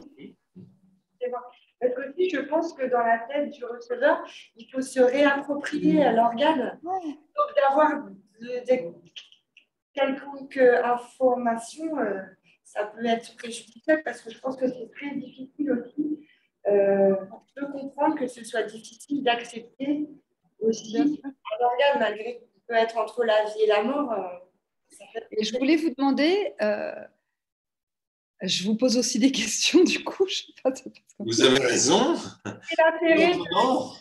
Ouais, je voulais vous demander, quand j'ai écrit ce livre, donc c'est dans le livre, je me souviens, j'avais été surprise d'apprendre que un être donneur ou non, mais qu'il n'est pas possible de faire des restrictions sur certains organes, et notamment sur la question des yeux. Alors, est-ce que c'est pas possible de faire de restriction? Ah ouais, moi on m'avait dit soit on donne pas, mais il n'est pas possible de dire ok pour ça, ça, ça, mais pas ok pour ça. Ah ben, nous, on accueille aussi cette... Alors là, dans le livre, la mère dit pas les yeux. Et ça vient d'un truc que j'ai entendu, je pense, mais il y a très longtemps. Évidemment, je pense que vous êtes pas trop jeune, ou je sais pas quoi, pour vous en souvenir. De toute façon, je sais pas s'il y en a même qui écoutent, qui se souviennent de ça. Mais moi, je me souviens que, je sais pas, j'avais peut-être 15 ans, j'avais vu une émission de télé qui était animée par Christophe de Chavannes, où un couple était venu témoigner du fait qu'ils avaient qu'on avait pris les yeux de leur enfant. Vous voyez, Il y a eu une affaire comme ça qui a ému l'opinion, je me souviens aussi, au début des années 1990, où voilà. Et en fait, ça fait énormément de mal aux dons, parce qu'en fait, ça a joué contre l'idée de donner, parce qu'il y avait eu ça. Mais après, donc moi, je ne me suis pas du tout occupée de ça dans mon livre, mais quand même, la question des yeux m'a intriguée. Dans mon livre, la mère dit, mais je veux pas donner les yeux. Et bien que ça ne soit pas, encore une fois, il y a une autre, bien que ça ne soit pas possible, le coordinateur, Thomas, accepte totalement ça. Qu'est-ce que vous pensez de ça? Est-ce que c'est une pratique? Enfin, donc vous, dans votre... Est-ce qu'on peut refuser de donner un organe et accepter pour les autres? C'est quand même rare, hein. C'est quand même rare qu'il y ait un refus sur un organe. Souvent, c'est les refus, typiquement les yeux, donc c'est les cornées, et on peut avoir un témoignage favorable vis-à-vis des organes, mais pas pour les tissus. Et ça, on le respecte. Ouais, ça pareil. Ouais. Moi, j'avais entendu ça. Les tissus aussi, pareil. Ouais. C'est plus difficile, vous le dites dans votre livre d'ailleurs, c'est plus difficile parce qu'il y a c'est plus à l'extérieur. Les familles ont le sentiment qu'il y aura une restauration qui ne sera pas belle, qu'on ne pourra pas faire une présentation du corps. Et les yeux, on l'entend très souvent. D'ailleurs, ils ne disent pas les yeux. Enfin, alors, nous, on précise que ce n'est pas le globe oculaire entier, que ce n'est pas les yeux. Mais en fait, dans le livre, elle ne dit pas les yeux parce que pas les cornets, ce n'est pas réaliste. Les gens ne disent pas les yeux. En fait. De représentation aussi, on s'imagine aussi qu'il y aura... de s'imaginer le corps sans les yeux, c'est le reflet de l'âme, bon, le cœur, c'est le reflet des émotions, mais il y a une question plus vitale et plus urgente. On comprend plus facilement l'intérêt de donner un cœur pour redonner la vie à quelqu'un, alors que les yeux, ça va redonner la vue, mais ce n'est pas la vie. Enfin, ça a l'air plus futile, donc du coup, c'est plus compliqué. Mais c'est vrai que nous-mêmes, si on sent donc, que l'abord des tissus peut compromettre le don des organes, on va se limiter donc, aux organes dans le but, en priorité, de faire donc, le don d'organes, bien sûr. Mais les familles peuvent nous rapporter des restrictions et donc, on a la garante morale de ce respect-là. Et pour nous, c'est très important. J'avais eu le sentiment que, voilà, que c'était pas une pratique. Je me souviens plus bien, mais je me souviens plus bien si c'était une loi ou non. Mais ce qu'on m'avait expliqué, c'était que ce n'était pas possible voilà, de faire une restriction sur un organe. En revanche, le témoignage sur les cornets et sur les tissus, je l'avais eu et que c'était respecté, bien sûr. Alors là, j'en profite pour faire écho à quelques remarques, puisqu'il y a dans la rubrique chat quelques médecins, réanimateurs qui apporte quelques précisions. Je pense notamment au docteur Jacques Durand-Gasselin, qui nous dit que la loi, à travers le registre national des refus, prévoit des dons restrictifs de certains organes. Donc, on a le droit de refuser par avance, par anticipation, que tel ou tel organe nous soit prélevé, donc de faire un refus partiel. Par ailleurs, Jacques Durand-Gasselin nous confirme que l'information des proches n'est pas à la libre appréciation des réanimateurs, hein, lui-même est réanimateur, mais il dit bien que l'obligation des proches l'information, est une obligation des réanimateurs. Il ne peut pas y avoir de prélèvement sans que la famille soit informé. Et puis, on peut ajouter aussi qu'on imagine mal une sorte de passage en force où on dirait à la famille vous n'avez pas la preuve des réticences, du refus du donneur, donc quoique à titre personnel vous puissiez être réticent, nous allons quand même faire ce prélèvement. Ça paraît sur le plan humain impensable, et c'est ce qui d'ailleurs avait suscité des controverses au moment de l'amendement Touraine en 2017, où dans cet amendement, il était prévu que les proches qui font barrage à un prélèvement soit sommé en quelque sorte de préciser les circonstances dans lesquelles ce refus du donneur s'est manifesté. En quelque sorte, pour schématiser, il y avait une sorte d'enquête pour savoir si on était capable en tant que famille de prouver que le proche en état de mort encéphalique avait bien exprimé son refus.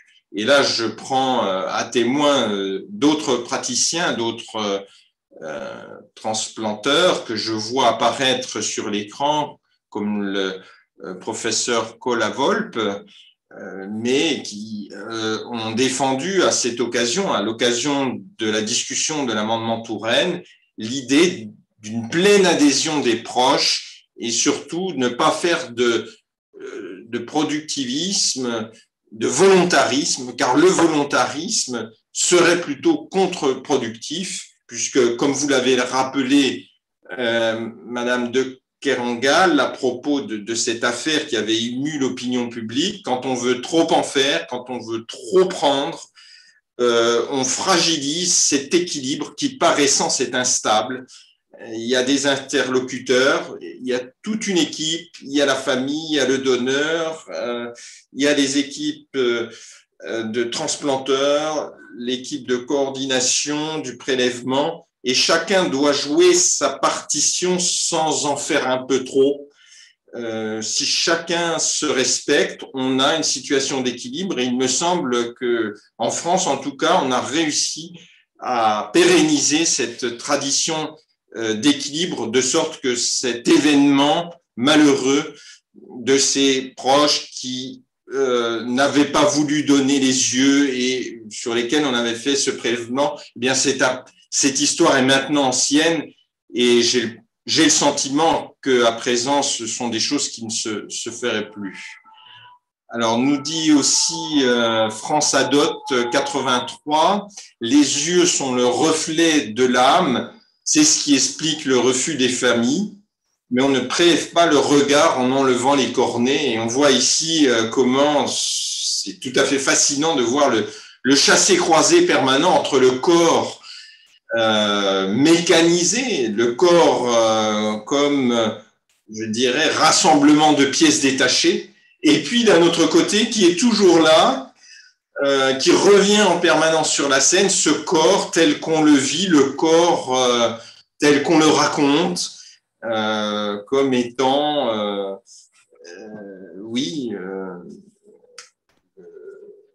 celui qu'on décrit avec un cœur, avec une âme, le corps qu'on ressent, le corps qu'on vit du dedans. Je ne sais pas si vous voulez réagir à ça, soit Maïlis, soit Juliette. Une famille qui nous dirait les yeux, c'est pas possible, c'est son regard. C'est difficile de reformuler en disant mais la cornée, c'est pas le regard. Et ouais, voilà. Bien sûr, on a des ressorts dans la conversation pour essayer de rebondir et pas rester sur un blocage, mais on n'est pas là pour les pousser dans les retranchements. Et comme le disait Audrey, on a conscience que c'est un équilibre instable, comme vous le disiez très bien, et on n'est pas là pour tout mettre en péril, en fait. voilà, donc effectivement, on peut reformuler à l'infini, oui, mais le cœur, c'est juste une machine qui pompe, qui n'était pas ses émotions, mais bon, les familles ne sont pas là pour entendre ça, en fait.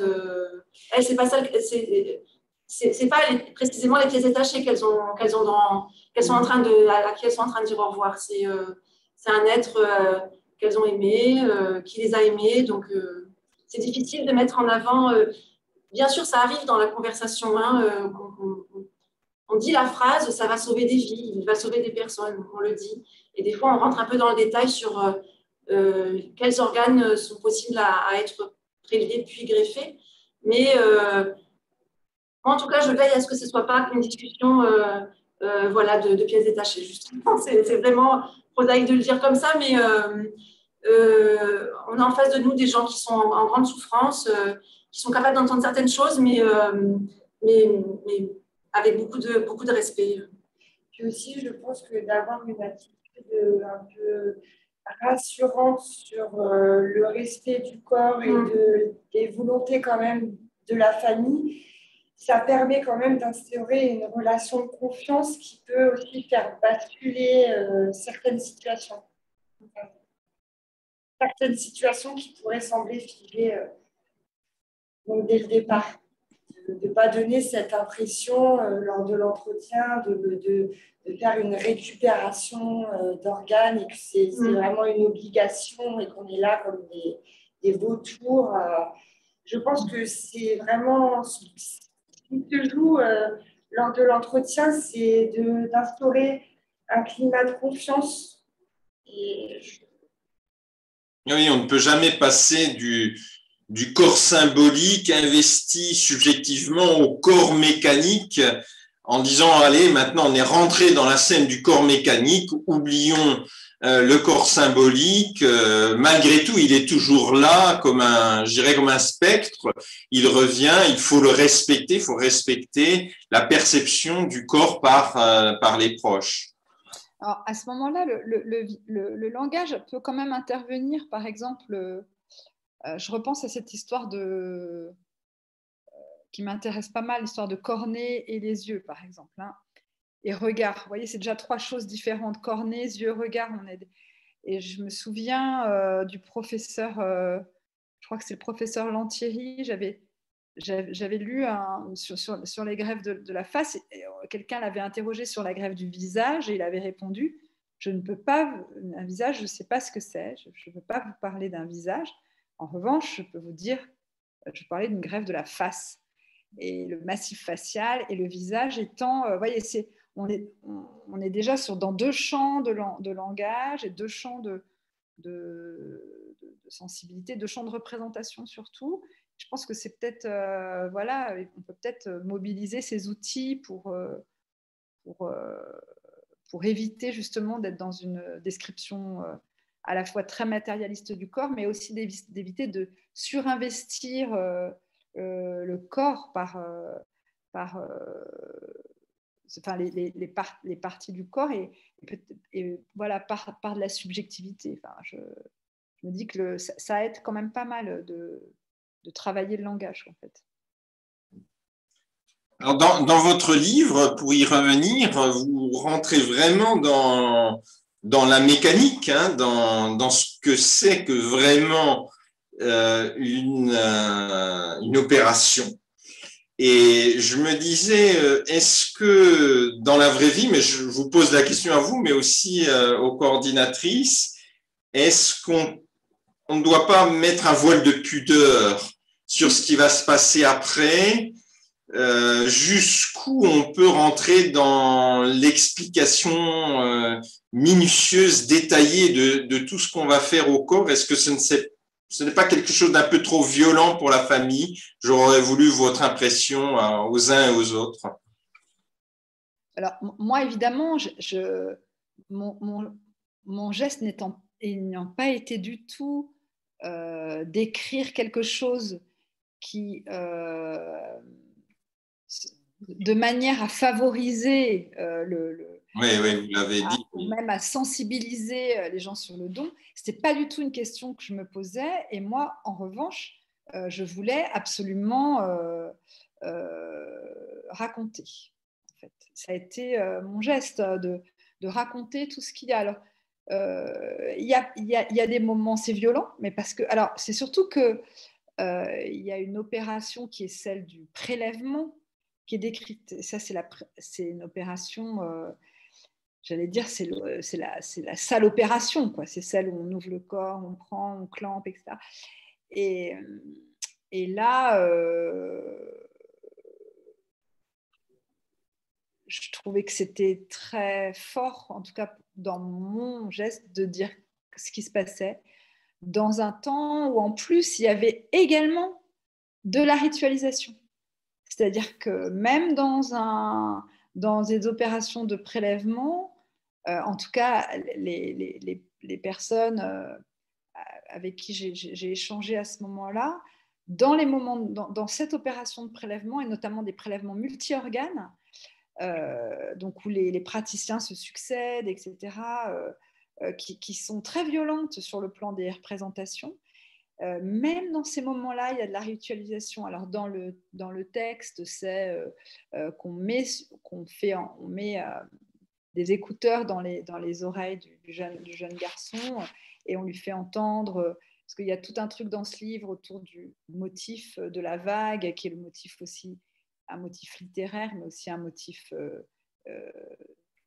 philosophique du cycle, de ce qui revient, de ce qui peut revenir, et la vague qui aussi implie, enfin, vous voyez, voilà, et donc, dans cette histoire, voilà, donc lui, on lui fait entendre des vagues, et voilà, et ça, par exemple, le coordinateur avec lequel j'avais parlé pour écrire ce livre me disait que oui, il y avait de la ritualisation, qu'il pouvait y avoir une peluche, je ne sais pas, un objet, on faisait entendre une musique, quelque chose qui arrivait à ce moment-là, vraiment pas au moment de la réimplantation, mais au moment de la oui, je vous dis qu'au bloc opératoire, au moment du prélèvement, tous les acteurs qui sont autour du donneur savent très bien qu'il est en mort encéphalique, donc il est mort. Et pourtant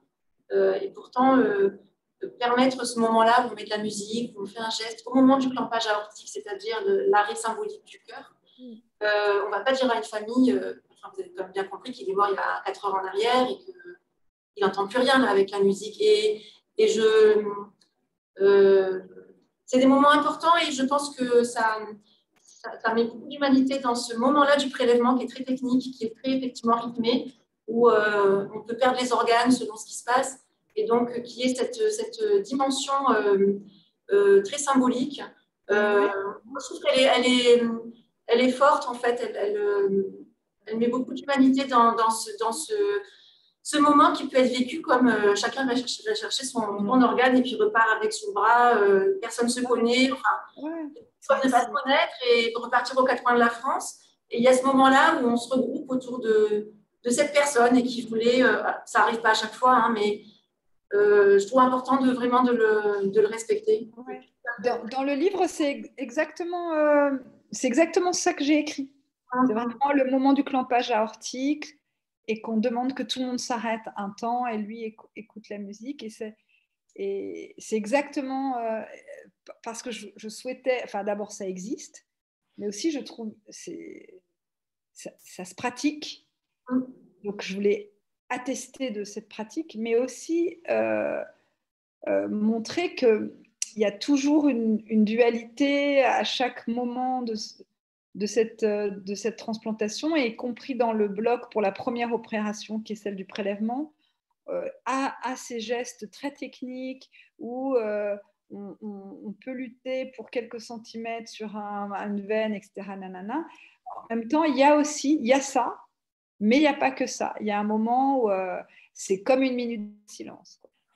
Et ça, moi, j'ai trouvé ça très fort. Ouais, j'ai trouvé ça très fort.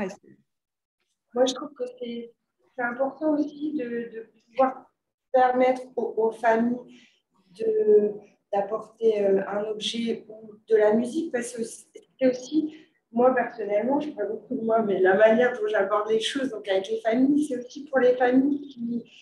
le clampage aortique, symboliquement, donc c'est vraiment le cœur qui s'arrête, donc c'est vraiment là, les familles, elles auraient aimé accompagner leur défunt dans ce réel dernier passage. Et du coup, c'est une manière aussi pour eux de ne pas sentir qu'ils s'abandonnent quelque part ou que leur personne qui donne n'est pas seule aussi. Et je trouve que c'est un moyen aussi de les aider à faire leur deuil quelque part. Et aussi, on ne sait jamais, après ça je vais partir dans le métaphysique, mais on ne sait jamais ce qui se passe s'il y a l'âme qui rôde un petit peu par là à ce moment-là. Donc, c'est une manière aussi de respecter et de montrer notre gratitude à cette personne qui fait ce merveilleux geste du don sans vraiment avoir pris parti dans cette décision de manière vivante. Je vais dire, je ne sais pas si j'arrive à bien répondre, mais je trouve que c'est très intéressant. Et pour répondre à votre question sur est-ce qu'on rentre dans le détail sur comment ça va se dérouler, est-ce qu'on devient technique, moi, lorsque je mène des entretiens, j'ai tendance à pas trop en dire et à attendre si les familles ont besoin d'avoir plus de détails. En fait, il y a des familles qui nous disent faites ce que vous avez à faire, je ne veux pas plus de précision. Et d'autres qui ont besoin de se représenter les étapes, d'être un peu plus dans la technicité. Mais ma sensibilité tendrait à faire que je ne leur impose pas d'emblée, en fait. J'attends de voir si c'est un besoin de leur part de savoir tout ça. Moi, j'ai une question pour vous, mais je vais un peu changer de sujet. Je voulais aussi vous remercier d'avoir fait ce livre parce que, comme vous avez dit, c'est un peu l'angle mort de la transplantation, mais un métier de l'ombre. Bon, ça ne nous dérange pas, on n'a pas forcément envie d'être dans la lumière et on est très fiers de pouvoir partager à cette chaîne de vie. Mais votre livre apporte tellement de détails, on se rend compte en étant professionnel que vous avez fait un vrai travail de recherche et du coup, vous avez procédé comment? Est-ce que vous avez pu assister à des entretiens, des prélèvements? Vous avez rencontré des coordinateurs? Non, les prélèvements, c'était pas possible. Enfin, je sais pas, on me dit que personne pouvait y assister. C'était vraiment très secret. Alors après, évidemment, j'ai rencontré des gens qui m'ont dit mais vous auriez dû nous appeler, nous, même pour le prélèvement. Après, j'y tenais pas non plus. Vous voyez, je faisais pas un reportage, hein. Mais en revanche, non, ce que j'ai fait quand même, c'est que tout au début, ce qui m'a pas mal interloqué, c'était le logiciel Cristal. Et puis, vous voyez que quelqu'un, la compatibilité, quoi, que deux organismes peuvent être totalement compatibles, c'est aussi un motif poétique presque assez fascinant. Et j'étais allée à l'agence de la biomédecine et là, j'avais rencontré voilà, des gens qui avaient mis au point ce logiciel et auparavant, j'avais appelé et j'avais eu le nom de quelques coordinateurs qui étaient identifiés comme des coordinateurs ou des coordinatrices qui acceptaient qui avaient à cœur parfois de rencontrer des gens pour parler de leur métier ou peut-être qui répondaient à la presse pour l'agence de la biomédecine, je ne sais pas. Et moi, j'ai appelé l'un d'entre eux complètement au pif. Et voilà, il bossait à Paris et j'ai pu Et la première fois, je me souviens, on a parlé 3 heures. Enfin, plutôt lui, je l'ai écouté pendant 3 heures. Et c'était comme si, vous voyez, alors, bon, moi, j'avais besoin de sentir quand même, de percevoir d'abord la trajectoire dans son ensemble. Voilà, d'un corps à l'autre, les deux opérations qui arrivent finalement pas du tout au début, mais plutôt en fin de greffe, enfin en fin de trajectoire, le prélèvement et la réimplantation. Et tout ce qui se passe avant le prélèvement, en fait, c'est-à-dire que je crois que quand j'ai abordé le sujet, tout ce qui se passe avant le prélèvement, je n'avais pas du tout capté qu'il se passait tout ça, qu'en fait, c'était tout ce qui était même essentiel. Et après, je l'ai revu deux fois, mais pour des longs entretiens, c'est-à-dire je revenais avec des questions, etc. Je lui avais demandé aussi de relire. Alors, moi, j'étais quand même... j'avais pas envie qu'il y ait des erreurs, mais néanmoins, il y a des coups de force, il y en a deux dans le livre qui sont un peu des coups de force de la fiction, je dirais, qui me semblaient pas préjudiciables. C'est-à-dire que l'infirmière du début, Cordélia, c'est une infirmière de bloc qui fait son premier jour en réa le matin. Or, le soir, on la retrouve dans le bloc. Donc, là, il y a un truc, on se dit, bon, les gens, on ne les met pas là, etc. Je sais bien, mais j'avais pas envie, j'avais envie qu'on reste avec elle plutôt. Et là, par exemple, c'est un peu un coup de force de la fiction que ce soit la même infirmière qui est le soir, avec Thomas et qui est ce chant. Et puis, il y avait autre chose, je ne sais plus bien, mais je sais qu'il y a eu un autre moment où je me suis dit, ah oui, le fait que les organes du jeune homme, dans mon livre, les reins, par exemple, vont au même receveur. Or, il devrait être aussi pour deux. Voilà, il y a des choses comme ça. Ça, d'ailleurs, c'était plutôt une erreur de ma part, le second. Donc, mais vous voyez, c'était quand même assez... j'étais vraiment attentive. En plus, moi, j'ai un frère qui fait de la chirurgie cardiaque, enfin, cardiothoracique, donc j'ai pu pas mal parler avec lui. Et j'ai beaucoup lu aussi des choses qui n'avaient pas grand-chose à voir avec la transplantation en elle-même, mais par exemple, un peu le livre de Philippe Ariès, L'homme devant la mort. Bon, mais après, il y a des livres plus récents. Et un livre qui s'appelait...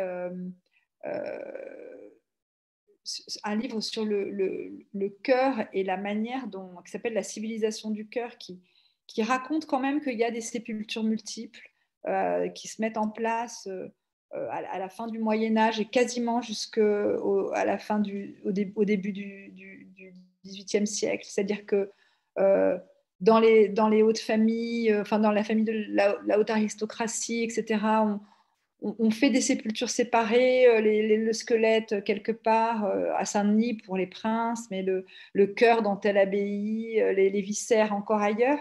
Et en fait, donc en fait, il y a des sépultures séparées et le corps est symbolisé. En fait, c'est ça que j'ai beaucoup regardé. Évidemment, après, je n'ai pas tout mis dans le livre, mais vous voyez, ça m'intéressait beaucoup. C'est-à-dire que ça a été un bain aussi de lecture et d'exploration qui a excédé la relation que j'ai eue avec ce coordinateur. Et puis par ailleurs, j'avais appelé à la salpêtrière parce que j'avais vu que c'était là où il y avait le plus grand nombre de transplantations cardiaques. Et puis j'avais essayé de rencontrer l'équipe. Ils étaient à la fois extrêmement amicaux, mais très débordés quand même. Et je crois qu'ils ont jugé plus simple de me dire, bon, bah, venez assister si ça vous... Voilà. Donc, en fait, plutôt... Donc, en fait, j'ai été accueillie pour une nuit où j'ai assisté à une réimplantation, c'est-à-dire qui était d'ailleurs la réimplantation d'un second cœur. Enfin, c'était le troisième cœur de l'individu. Et voilà. Et alors ça, j'arrive à peu près... ça m'a aidé, si vous voulez, à être...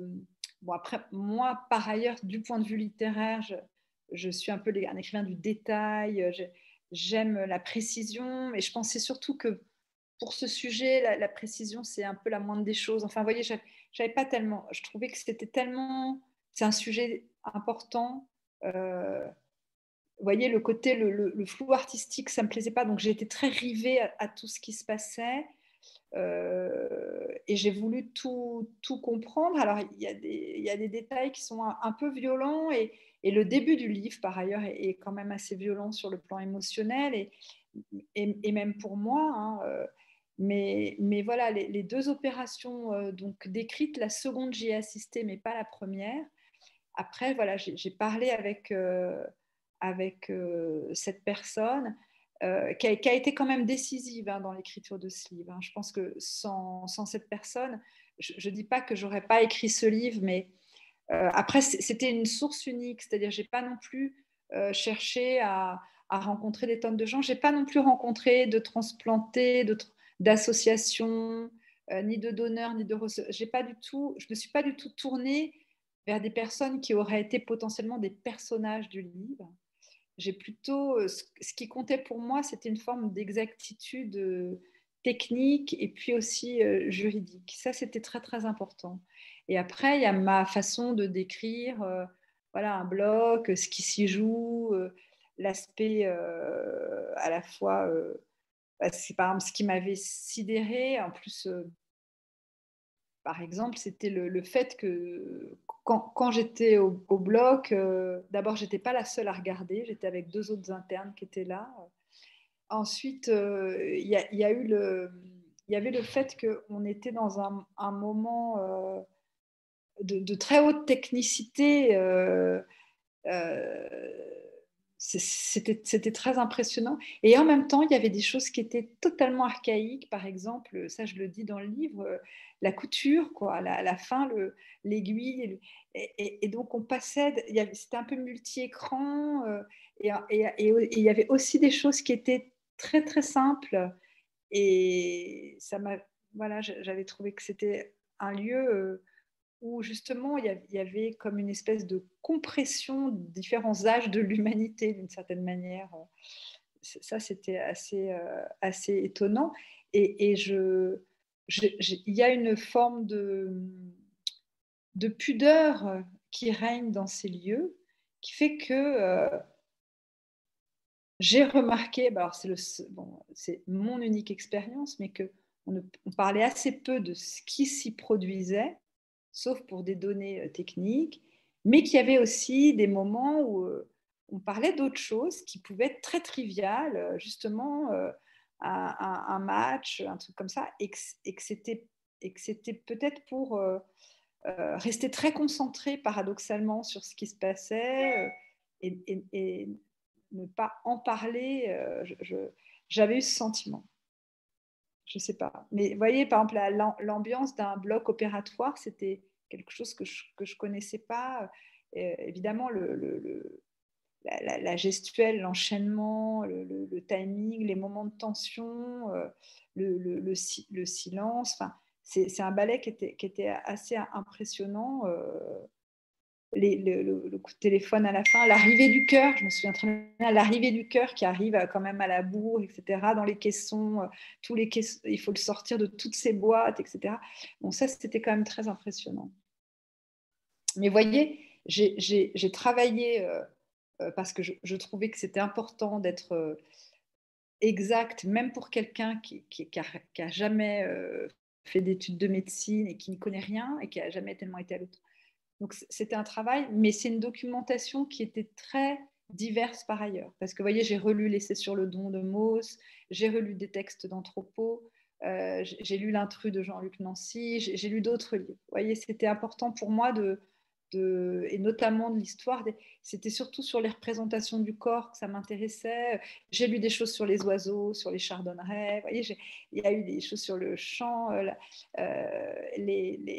aussi qu'est-ce que c'était qu'un chant de Bellemare, des choses sur la chanson de geste. Et tout ça, ça fait un peu le matériau littéraire aussi du livre, au sein duquel vraiment le récit technique pouvait prendre place et ne pas justement ne pas demeurer aride comme voyez le reportage, la description technique, mais montrer qu'à chaque moment il y a du sens, que ça peut faire penser à des choses, voilà, des choses.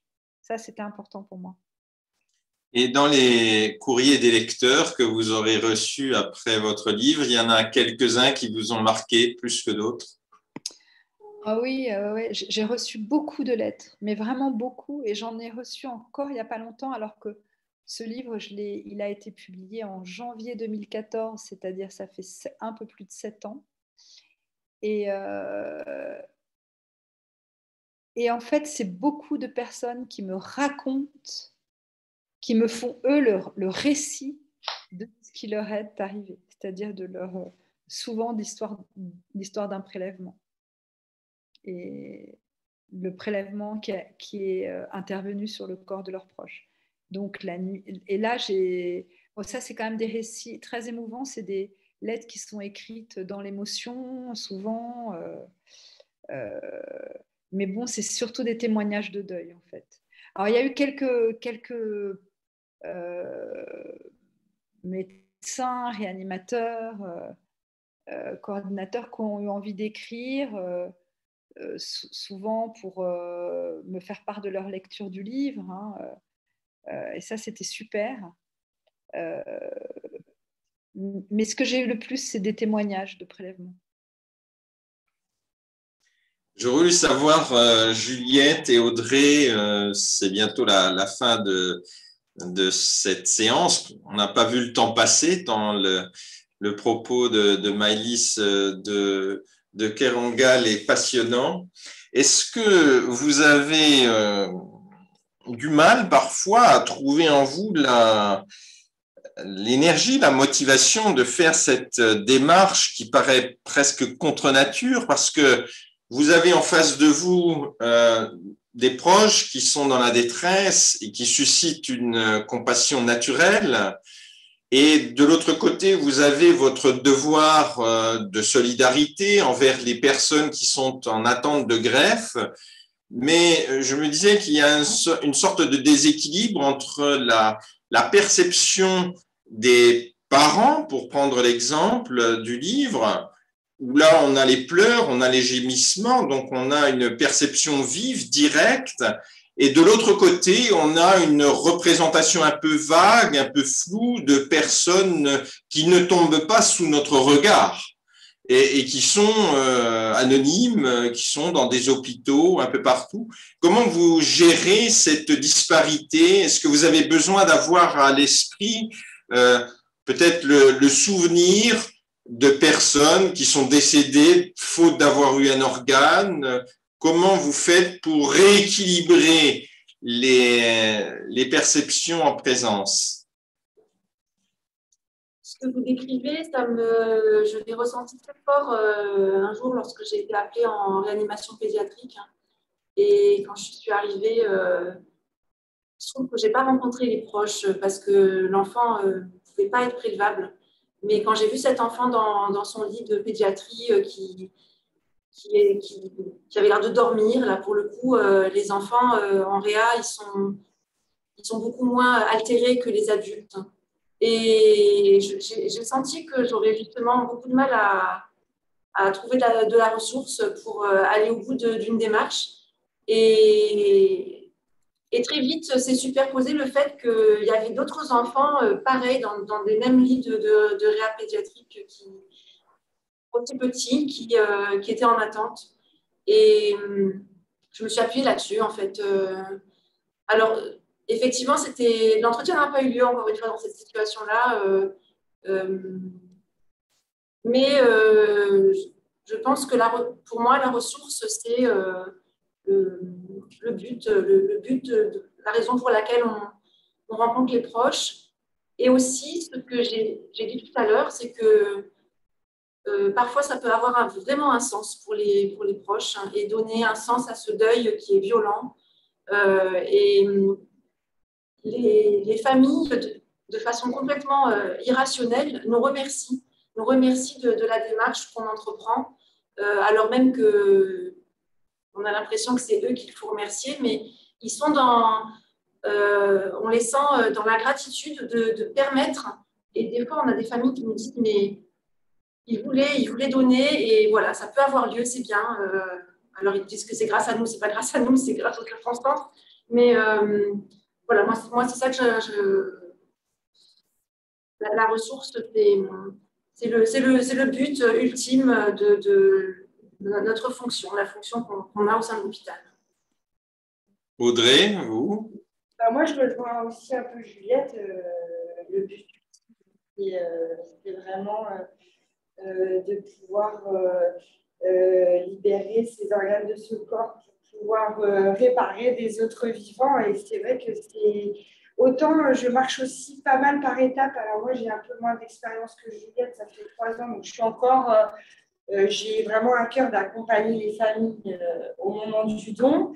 Et une fois que c'est possible, je suis très contente de voir les organes partir et j'ai il y a un sentiment un peu de fierté quand même, il faut l'avouer, d'avoir pu permettre tout ça, même si c'est vrai qu'on se rend pas compte, donc on n'a pas les personnes greffées devant nous, donc c'est vraiment des choses, mais notre expérience en tant qu'infirmière en dehors de la coordination nous ramène au fait quand même qu'on se rend très bien compte de ce qu'on fait, donc moi je suis encore un peu dans le respect de chaque étape, mais bien sûr que la finalité, le but ultime de permettre à une personne de pouvoir, pour le cœur, la greffe de cœur, marcher tranquillement, jouer avec ses enfants, ça n'a pas de prix.